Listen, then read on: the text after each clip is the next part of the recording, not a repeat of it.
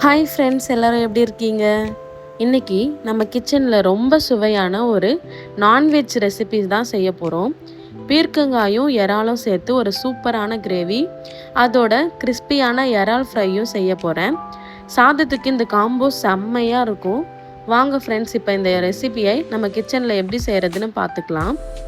அதுக்கு முன்னாடி நம்ம சேனலை ஃபஸ்ட் டைம் பார்க்க வரவங்களாக இருந்தால் மறக்காமல் நம்ம பேஜை சப்ஸ்கிரைப் பண்ணிக்கோங்க. வாங்க இப்போ வீடியோக்குள்ளே போகலாம்.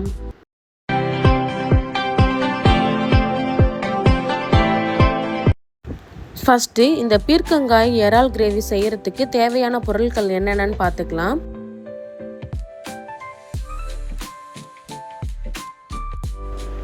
ஃபஸ்ட்டு கேஸ் ஆன் பண்ணிவிட்டு ஒரு கடாய் எடுத்து வச்சுக்கோங்க.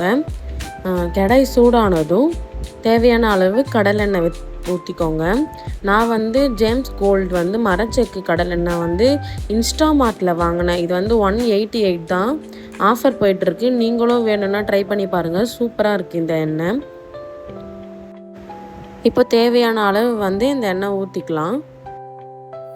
இப்போது எண்ணெய் சூடானதும் கடுகு, உளுத்தம் பருப்பு, கருவேப்பிலை, பச்சை மிளகாய், வெங்காயம் எல்லாமே சேர்த்து நல்லா வதக்கிக்கலாம். நான் 2 வெங்காயம் எடுத்திருக்கேன், நல்லா பொடிசாக நறுக்கி வச்சுருக்கேன். அதை இப்போ நான் ஆட் பண்ணிக்கலாம். வெங்காயம் போட்ட உடனே நல்லா எண்ணெய் பிரிகிற வரைக்கும் வதக்கிக்கலாம். அது கொஞ்சம் கோல்டன் கலரில் மாறும். அந்த மாதிரி நீங்கள் கொஞ்சம் டைம் எடுத்து பொறுமையாக வதக்குனீங்களா டேஸ்ட் நல்லாயிருக்கும்.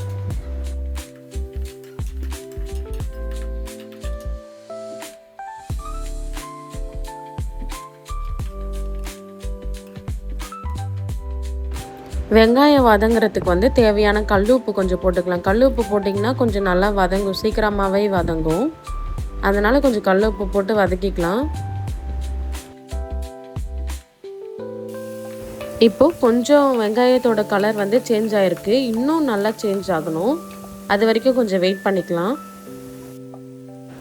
இப்போ இந்த அளவுக்கு வதங்கியிருக்கு, எண்ணெய் தனியாக பிரிஞ்சு வர அளவுக்கு வெங்காயம் வதங்கியிருக்கு. இப்போ 2 ஸ்பூன் அளவு இஞ்சி பூண்டு பேஸ்ட் சேர்த்துக்கலாம். இஞ்சி பூண்டு சேர்த்து இன்னும் கொஞ்சம் நேரம் நல்லா அந்த பச்சை ஸ்மெல் போகிற வரைக்கும் வதக்கிக்கலாம். வெங்காயத்தையும் இஞ்சி பூண்டு பேஸ்ட் எல்லாமே சேர்த்ததை நல்லா வதக்கிக்கலாம்.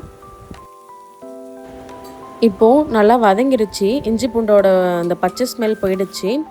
இப்போ தக்காளி சேர்த்துக்கலாம். நான் 3 தக்காளி சேர்த்துருக்கேன். இந்த டிஷ்க்கு வெங்காயத்தை விட கொஞ்சம் தக்காளி அதிகமாக இருந்துச்சுன்னா நல்லாயிருக்கும். நீங்களும் ட்ரை பண்ணி பாருங்கள். இப்போது தக்காளி நல்லா குலைவாக வேகிற வரைக்கும் வெயிட் பண்ணலாம். கூட ஒரு பிஞ்ச் அளவு மஞ்சள்தூள் சேர்த்து நல்லா வதக்கிக்கலாம். இப்போ தக்காளி நல்லா வேகிற வரைக்கும் வெயிட் பண்ணலாம் ஃப்ரெண்ட்ஸ். அதுக்குள்ளே ஒரு சின்ன விஷயம் உங்கள்கிட்ட சொல்லணும். நம்ம வீட்டை பார்த்துக்கிட்டு, குழந்தைங்களை பார்த்துக்கிட்டு, நமக்காகவும் ஏதாவது ஒரு விஷயம் செய்யணும்.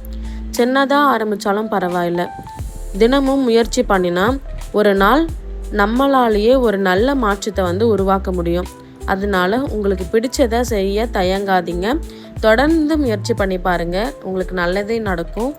இப்போ தக்காளி நல்லா வெந்துருச்சு. அது கூட நம்ம ஸ்பைசஸ்லாம் ஆட் பண்ணிக்கலாம். அதாவது ரெட் சில்லி பவுடர், தனியாத்தூள், சீரகத்தூள், பெப்பர் பவுடர் எல்லாமே சேர்த்து நல்லா மிக்ஸ் பண்ணிக்கலாம். இதுக்கு தேவையானதே இந்த மசாலா தான். உங்கள்கிட்ட குழம்பு மிளகாத்தூள் இருந்துச்சுன்னா அது ஆட் பண்ணிக்கோங்க.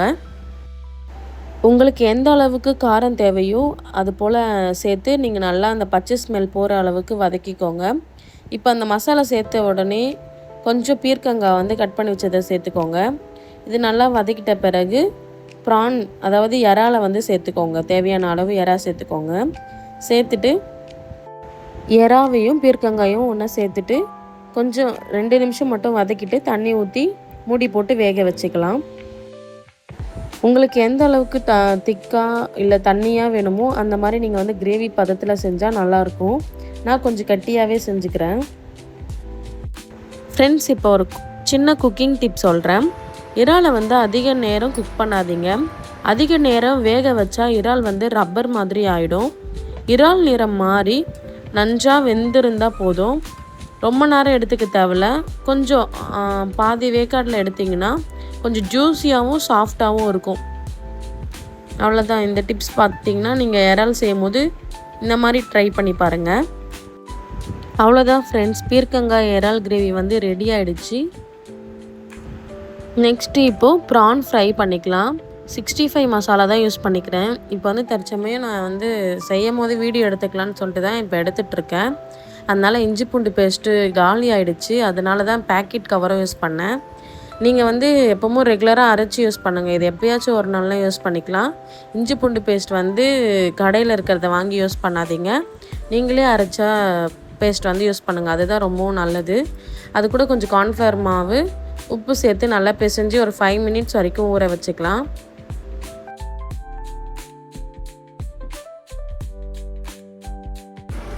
இப்போ நல்லா ஊறிடுச்சு ஃப்ரெண்ட்ஸ். இந்த அளவுக்கு ஊறினா போதும். இப்போ நம்ம வந்து எண்ணெய் ஊற்றி பொரிச்சு எடுத்துக்கலாம். தேவையான அளவு கொஞ்சமாக வந்து கடலை எண்ணெய் ஊற்றி தான் பொரிக்கிறேன். தேவையான அளவு எண்ணெய் ஊற்றிட்டு இறாலை வந்து ஃப்ரை பண்ணி எடுத்துக்கலாம். ஃப்ரெண்ட்ஸ், இப்போ எண்ணெய் வந்து நல்லா ஹீட் ஆகிடுச்சு. இப்போ வந்து நம்ம ஊற வச்சுருந்த இறாலை வந்து அந்த எண்ணெயில் போட்டு ஃப்ரை பண்ணி எடுத்துக்கலாம்.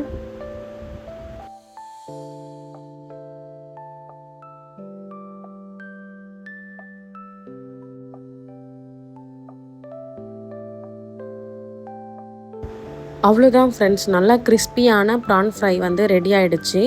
இதை வந்து ஒரு பிளேட்டில் போட்டுக்கலாம். அது கூட ஆனியன், கருவேப்பிலலாம் போட்டு சர்வ் பண்ணி சாப்பிட்டிங்கன்னா செம்மையாக இருக்கும் ஃப்ரெண்ட்ஸ். இந்த மாதிரி ட்ரை பண்ணி சாப்பிட்டுட்டு எப்படி இருக்குன்ட்டு கமெண்ட்டில் சொல்லுங்கள். அவ்வளவுதான் ஃப்ரெண்ட்ஸ், இன்றைக்கி நம்ம சுவையான பீர்க்கங்காய் இறால் கிரேவியும் இறால் ஃப்ரையும் ரெடி. நீங்களும் வீட்டில் இந்த ரெசிபியை ட்ரை பண்ணி பாருங்கள். கண்டிப்பாக எல்லாருக்கும் பிடிக்கும். இந்த வீடியோ உங்களுக்கு பிடிச்சிருந்தா ஒரு லைக் பண்ணுங்கள்.